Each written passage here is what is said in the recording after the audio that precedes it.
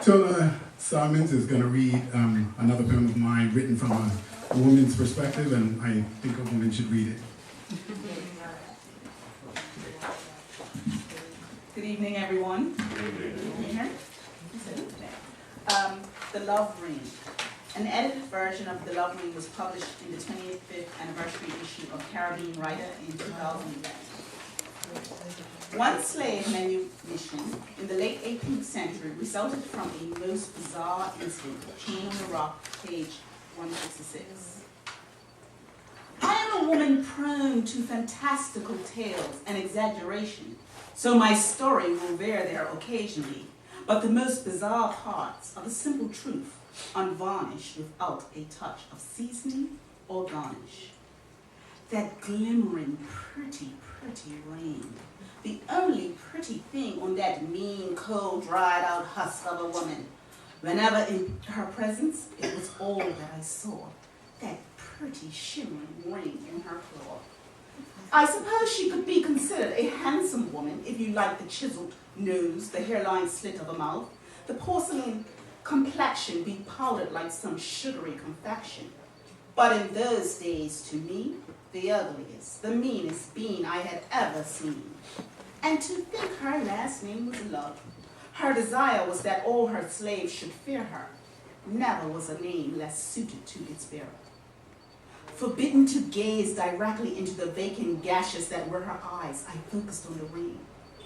Even as it purpled and smoothed my smooth skin when she was too angry to fetch a switch or whip. I admired that ring. Just loved the way it captured the light play of candle and lamp shine, and even more when I cleaned and polished it before, when it could come off the wretched pudgy paws pale paw. And as soon as she was gone, oh, I had to try it on. I found it looked better on my long, slender fingers, my dark skin for the diamond and gold a better setting. I knew it wasn't mine, but I kept forgetting. I was a good little slave, clustered my anger deep, buttoned my words of hatred bubbling constantly in my throat with my full lips, never allowed my fingers to fall into fists or scratching talons twisted, but I often smiled as thoughts of tearing her apart persisted.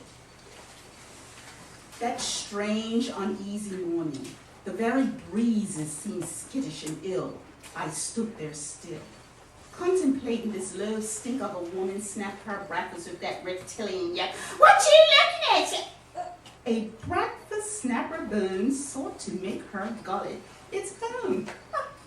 I often ignored a few choice ones when I deboned, just to see her fret and rip and groan like a sudden October storm.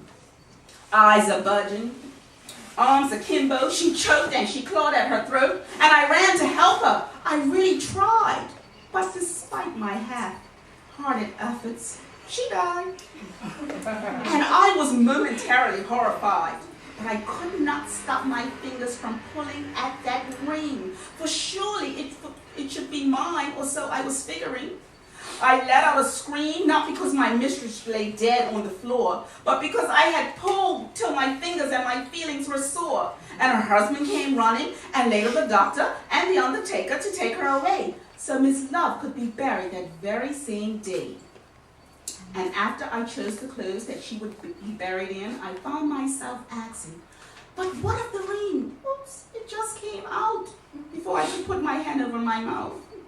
But my master assured me we could not remove it, reminded me it was her favorite, and he couldn't imagine her without it. Of course I could. And if I did not come up with a plan, that ring would be gone for good. So there was a funeral, and there was a wake, and I cried through both because losing that ring was was more than I could take. And when all my master's guests had left the house, and the house was set right for the night, and in the darkness, I set out for the gravesite.